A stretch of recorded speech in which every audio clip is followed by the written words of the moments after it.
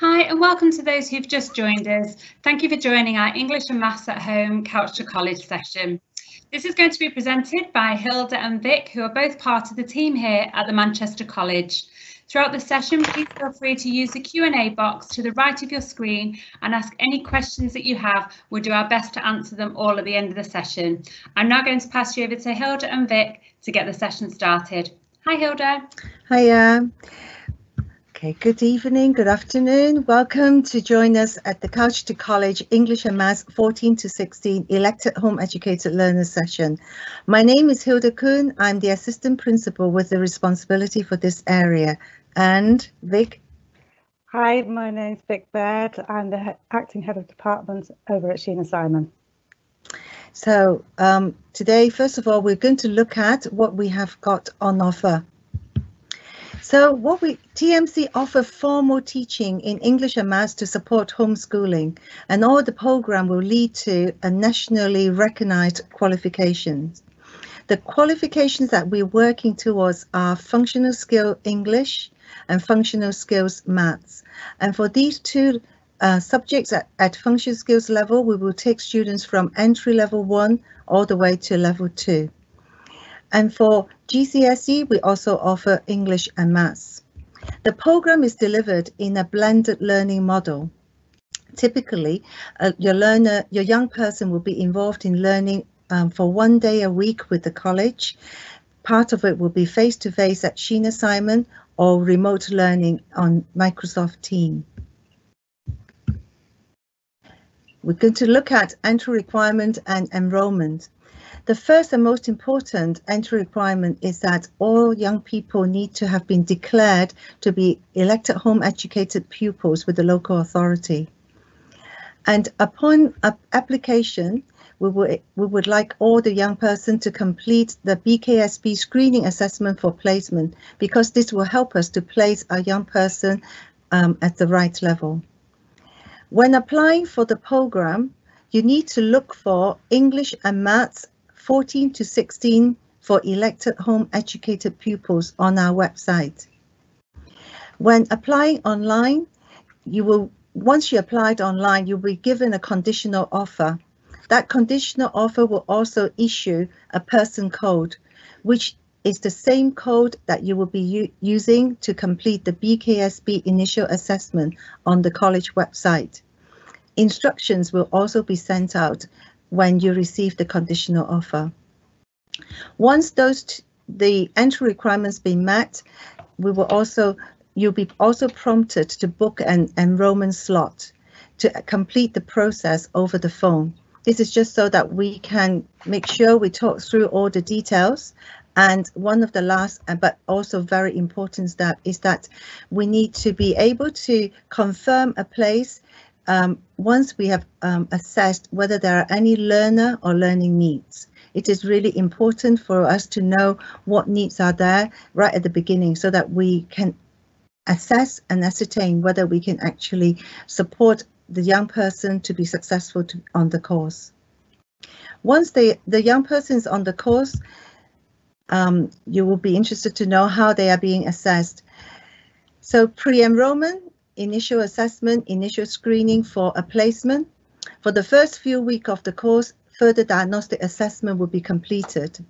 This is to identify any skill gaps as well as to personalize the program. Once the program is personalized, there will be scheduled on-course formative assessment. This will inform progress.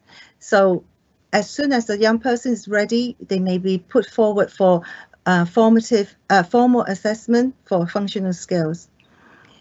Therefore, there is opportunity to accelerate through different levels. For GCSE, there will be an end of course summative assessment based on the dates given to us by the awarding bodies, and therefore leading to a nationally recognized qualification. Now Vic will take us through the next slide. Hi. You might be wondering about the support that we could give your young person while at college. We appreciate this is quite a big transition for many of these young people.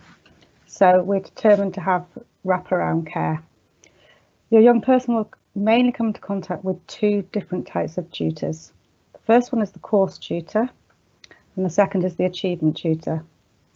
As the name suggests, the subject tutor or course tutor will be responsible for the delivery of the actual subject, and they will work with the achievement tutor to monitor progress. Okay, the achievement tutor will probably be your main point of contact, so we'll liaise with parents and carers. Okay, the other main aspect of the achievement tutor's role is to ensure your young person's well-being. The main way they'll be in contact with you will be through email and Skype, and the main way lessons will be delivered in contact with the tutor, course tutor, will be through Microsoft Teams. On top of that, the young person towards the end of the year will be supported by our guidance, advice and welfare team, and they will help your young person when they're deciding where they would like to go following this course. So we'd be looking at what other courses they would be interested in the following year. Okay, thank you. Okay, we come to the end of our short presentation because we want to leave time for any questions.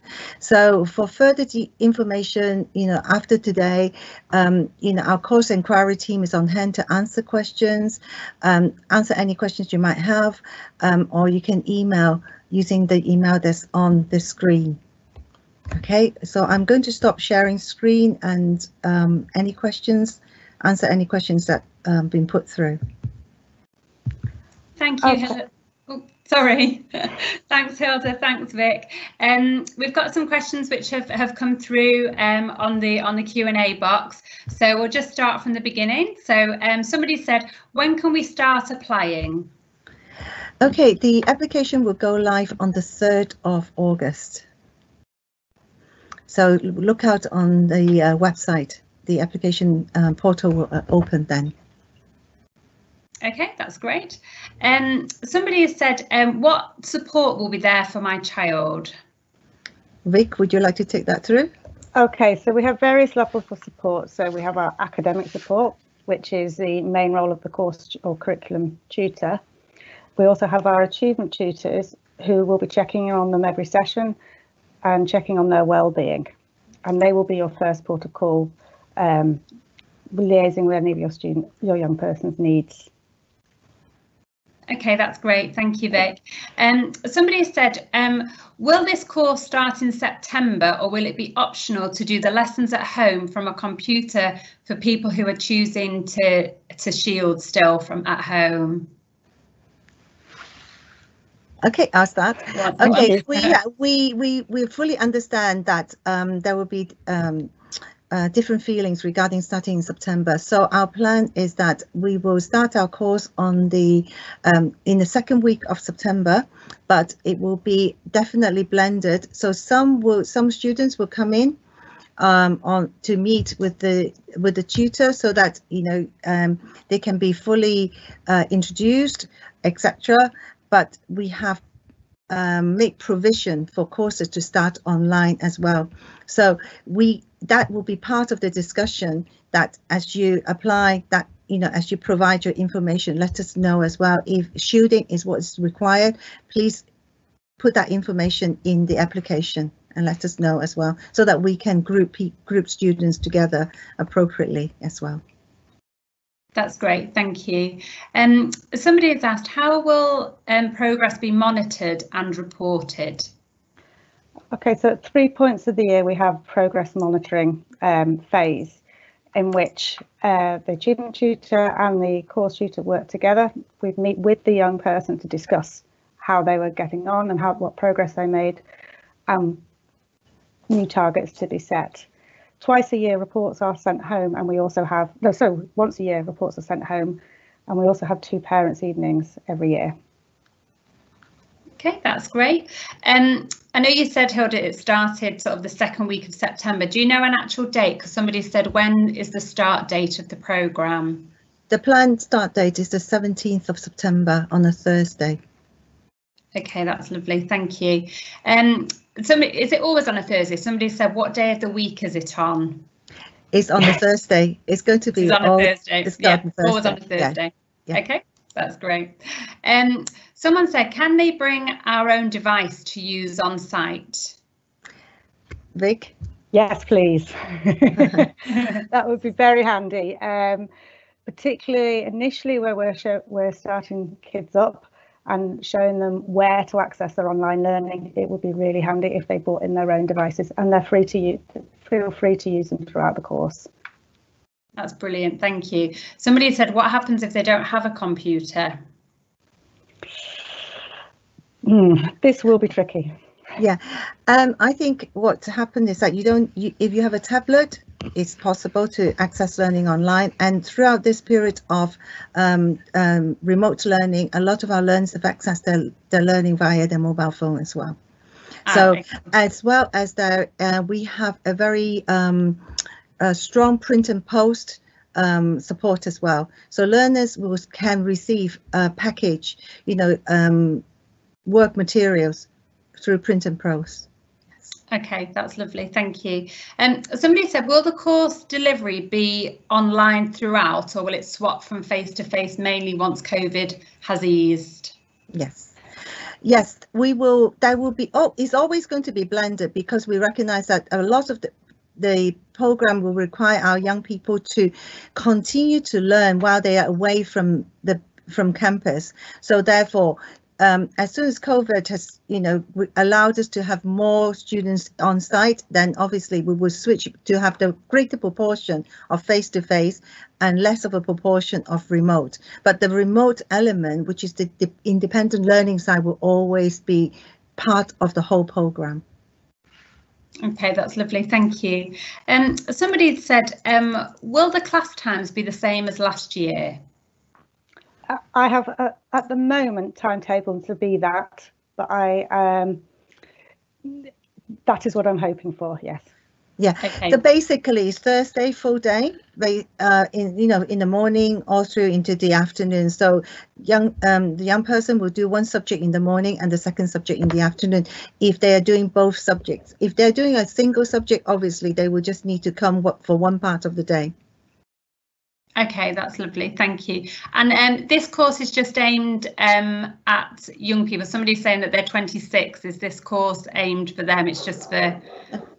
Okay, if you're 26, you want to do English and Maths, you're at the right department as well. We have adult English and Maths program, and apply online for English and Maths, and you can book yourself in for an assessment slot as well. And it's completing BKSP as an initial screening tools, and then also initial further diagnostic assessment. We have quite a big department for adult English and Maths as well. Yes. That's lovely, thank you. Somebody said, how will you keep my child safe during this pandemic? Okay, so we've had sort of, I suppose, a trial run. We've been open since June, and I've been in teaching young people. We have been fortunate. We're in a different position from maybe lots of other educational settings in that we are able to socially distance. We're going to have a maximum of 6 young people in a classroom. There will be staggered starts and finishes. All the teachers have been involved in the designing of the risk assessments. So we're pretty confident. Our risk assessment has been validated by our union, and we've been told we've got probably the most, what's the word, strong, robust. Thank you. Risk assessment across probably the Northwest. So we're quite confident. We're also being very cautious in that we could have gone back to having everybody in the classroom all at the same time, but we've opted not to. That's lovely, thank you.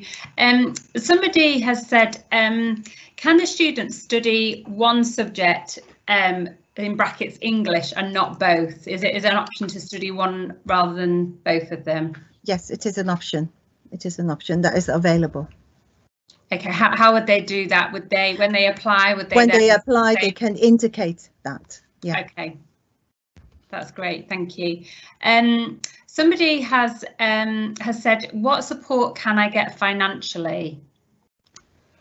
Okay, unfortunately, there won't be support financially through the college because there is no mechanism for that. We have support for 16 to 18-year-olds, but not for pre-16. Okay, thank you. Somebody else has said, will my child be entitled to a bus pass? Again, no, unfortunately. there is a mechanism within Manchester for 16 to 18s. It's not through the college. I believe if your child was at school, there may be a mechanism through school, but obviously a young person is not affiliated to the local authority, so wouldn't be entitled to one that way. Okay, thank you, Vic. Somebody said, is the GCSE course 1 or 2 years typically? Okay, depending on the assessment. So the initial assessment is very important. So we do look at how close that the young person is to achieving a good, strong GCSE result by the 9 months of learning with us, because the academic year is just 9 months. Some students come to us already pretty ready, and they just need exam practice and maybe some hints and tips, then obviously we can put them forward for the GCSE. If we will be very honest with our young people through the exams to say maybe we will advise that you need to do it to over 2 years. If you're pre-16, we have the facility for doing a GCSE over 2 years. Yes. Okay, thank you. There's a couple of questions about exams. In the case of no exams, will my child be able to get the grade like school children have this year? That has been what happened with our current cohort of EHE learners. So they have been, because they are registered with us and they are registered with the awarding body, so the calculated grade was submitted as per any of our learners as per school. Yes. So therefore, it's very important for the on-course formative assessment to be completed, as well as on-course homework and, you know, all the learning, remote learning needs to be completed because they are tracked as well. So give us the information to make our calculated grade. So all our learners with who've been learning with us have been able, we have been able to submit a calculated grade to the awarding bodies. That's great, thank you. And the same person's asked a couple of questions. Approximately how many hours a week does the course take? And are there any fees for the final assessment GCSE exam? Do you want to go, Hilda? Yeah, the well, the GCSE is for each subject is 3 hours per week. Okay, and for functional skill is per subject is 2 hours per week. So if they're doing 2 subjects, so if a young person is doing 2 function skills, then which means that in that day they will have 4 hours of tuition. If they are doing 2 GCSE, then obviously they will have 6 hours of tuition. Now, doing 2 GCSE together, it depends on what's going on in their lives. It could be the right thing, it might be too much. So it's always a discussion. Now, in terms of the entry fee or the registration fee for the exam fees, we have not charged our learners for the exam fees or the entry fees. Okay, that's lovely, thank you. And what about the oh, sorry, you've already answered that, sorry. It says, do students normally stay and study at the Manchester College after completing? A proportion. Yeah, a proportion will do, because we have young person coming to us across GM. So depending on the, you know, the distance and the travel, but most of the time, if they live within travel distance, they then stay with us. Yes. Yeah, that's lovely, thank you. Says when and how does my child undertake the initial assessment? Okay, it's upon online application, you'll be issued a number. It's called, we call it the person code, and the person code will be the number that you will need. And if you follow the instructions I sent to you, how to complete the BKSB, which is it's like a branded, you know, screening tool. There's instructions to follow, and you complete the initial assessment. Then we can pick it up from our end as to, you know, what level the young person is at, and therefore we will place, you know, advise which program to start with. Yes, that's great, because somebody has said, what is BKSB and how will my child be assessed? Yeah, BKSB is just a brand, but it's a tool that we use for initial screening. The keyword is initial screening, because we know that a young person may develop very fast and once they start a course, or, you know, when we have opportunity to do a further deeper diagnostic. We will identify gaps and we can personalize the program then much better. That's lovely, thank you. Somebody's asked, how do you apply? Online. Online. Go online, look for the course title, and if in doubt, phone course inquiry. They're really helpful. Well, we've got a couple of sessions with how to make a college application and how to enrol sort of later on this week. So for the person who's asking sort of how do you apply, if you go onto the TMC website, you can, like Hilda says, if you try and find the course and you'll be able to apply that way. That's great. We've got another few more questions here. What can my child do after this course? Okay, so as you go onto the TMC website, I suggest that, you know, work with your young person to just go around and click around to different subjects and look at, you know, what are they interested at, you know, interested in, and therefore follow it through like so, because it's very difficult to advise when we have not met the young person, but English and maths is certainly a starting point, because once you've got your English and maths, basically, you know, anything could be possible. Yes. Brilliant, thank you. I know you talked about sort of class sizes before. Somebody said, who will they be in a class with, and are they all together? Vic, go for it. Yeah. We will be dividing the young people up according to their levels and their what qualification they'll be working towards.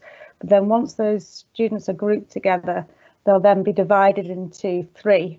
So allow us to have a socially distanced classroom. So groups of 6, and they will probably, well, in fact, they will need to stay in that same group of 6 as they rotate face to face.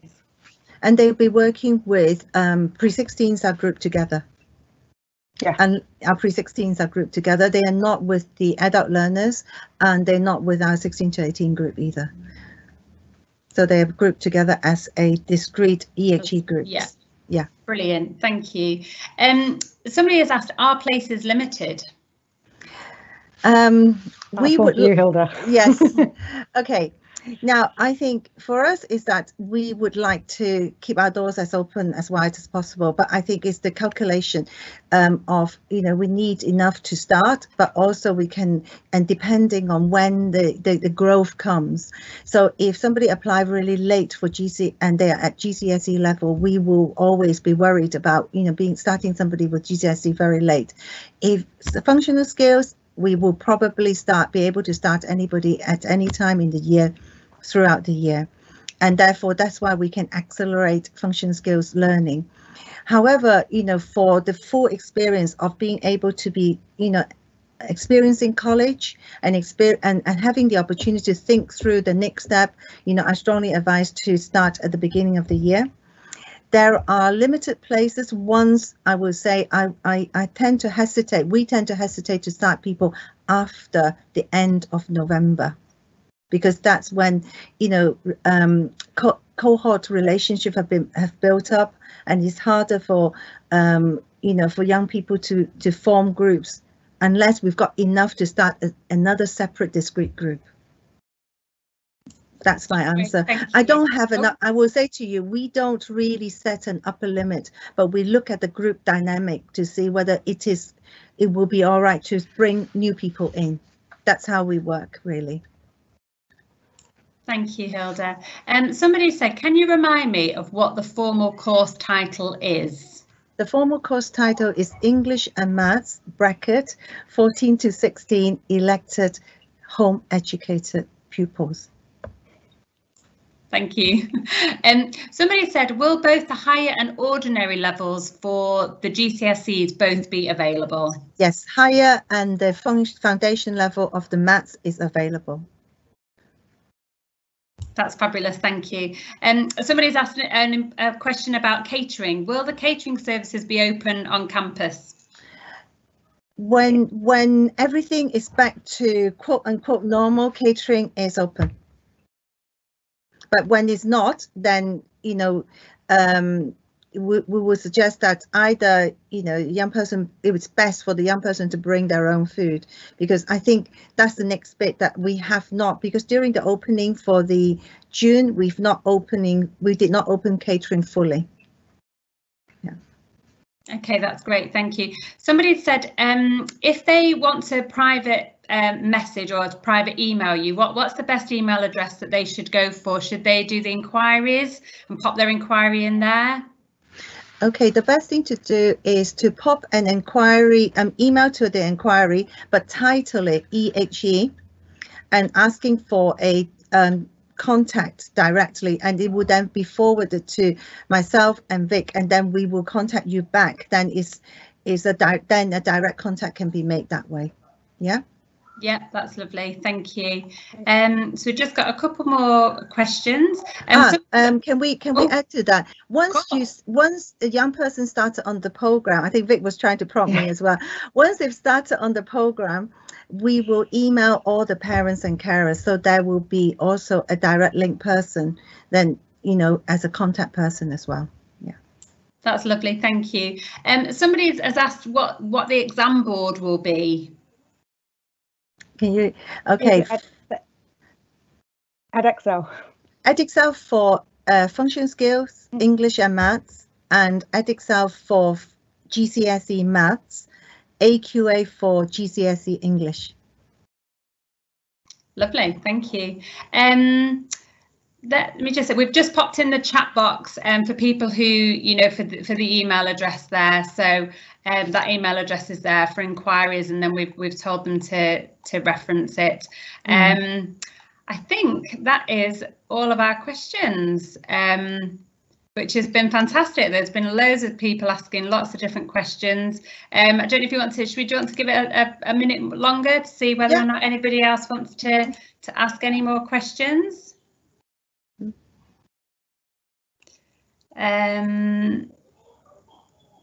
Somebody has asked, let me see.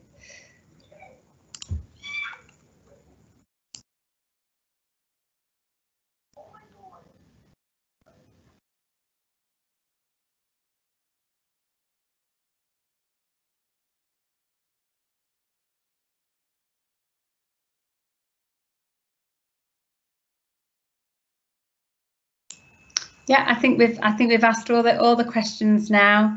Is there anything that you'd like to to end the session? Is there anything that you would like to say? And I would just say that all the learners who've been with us have had a really positive experience, and is always what we found very interesting is that the first few weeks they tend to be quite shy, and really learning to explore what being at college is about, and then it's just a joy to see them blossom. And at the end of the academic year, they were just ready to take the next step, and that's been our experience. Unfortunately, this academic year they've been because of COVID, there's been remote learning, and I think the key thing about it is that as they are as these young people are really able to home learn, is to be able to continue to support them to learn, but yet be part of the college, because it's that part of it that we could see how important it had been for these young people when they watch other students doing things, participate in some maybe event activities, etc. So it was just a joy to watch, really. Yeah. That's lovely. And we have actually had a couple more questions have come in since then. Somebody said, are places on a first come first served? Yes, but I did say that we don't have a limit, as in we don't try to limit it, because we would like, as many young people as possible to have the opportunity to access this. So we're not looking at limiting, kind of like, yes, you can't, to say, no, you can no longer apply, but the timing is really crucial. If you apply in February, then I can't guarantee a place. If you apply before November, then we'll do our utmost best to fit to fit you in, etc. Because if you apply later, then you've missed a chunk, but also is the relationship forming and the cohort dynamics. That's what we are concerned about, because young people actually value that very much. Absolutely. Somebody else has said, I've already done my functional skills last year with you. Would they need to reapply and do a test? No, I have pre-enrolled all our young people that are eligible to continue with us onto the next level of their course. So they should be hearing something back from the enrolment team very soon. That's great. Thank you, Vic. Somebody else has asked, how do I confirm my child is home educated? Our understanding is that you have to, as you elected to home educate, you need to inform your local authority. That's all you have to do. And apparently there are some forms to complete. And then as you learn with us, we also inform the local authority that, you know, this young person is registered with us for learning English and maths for these hours. Yeah. That's great, thank you. Somebody else has said, I know we've talked about the sort of split between the blended learning. Do you know what the actual split is? Somebody's just said sort of roughly what would the split be between the online and face-to-face tuition sessions? So we're looking at a rotation on a 3-week basis. So your young person will be in for 1 week, and then 2 weeks would be at home, at least initially. Yeah, at least initially, but then if anything changed, then obviously we'll reverse that ratio as well. Mm-hmm. Yeah. Okay, that's lovely. I think we have answered all the questions now, unless anybody, oh, no, I think, sorry, as I keep on saying we're finishing, there's more questions. Okay, no problem. Good. So somebody has asked, I have done foundation maths, but I wanted to do higher. What should I do? May I ask how old is that young person? They've not put their age. Let me just ask how old they are. So basically, if you've done foundation maths, you probably need to wait for your results, because the reason why I asked the age is that if you've already got a grade 4 from your foundation maths and you want to improve your grade, then it's a slightly different story from being elected home educated. So because the government only fund all the learning for the GCSE up to a grade 4, but if you obviously, once you gain your grade 4, they consider you to have a level that is sufficient. If you want to improve, then it become a program that you need to fund for yourself, and you know, do contact us. We can talk you through that as well. It'll be separate from the EHE program then. Okay. I have asked the person who's asking the question, just do they mind asking their age, but they've not come back as yet. But somebody else has asked, on the application, will I be able to list any additional needs of my child? Yeah, in the enrolment form, if you booked in for the enrolment form, there will be questions asked based on learner and learning needs. So that's why it's important to book in that enrollment slot where you are able to talk it through online with administrators, and that's when you inform us of what are the needs, etc. Yeah. Oh, I can't hear you. Sorry. Yes. Sorry. The person who was asking about the foundation maths, they're actually 15. Ah, that's interesting. So have you had your results? So if you've just done your foundation maths, wait for your results, because the maximum you can get for a foundation could be a 5, and it may be enough for what you need. So let's wait and see. Yeah. Okay, that's lovely. I think nobody else has asked any more questions. If anyone's got any more questions and they want to pop it in the chat box, that's absolutely fine. We'll just, if we give it another minute longer.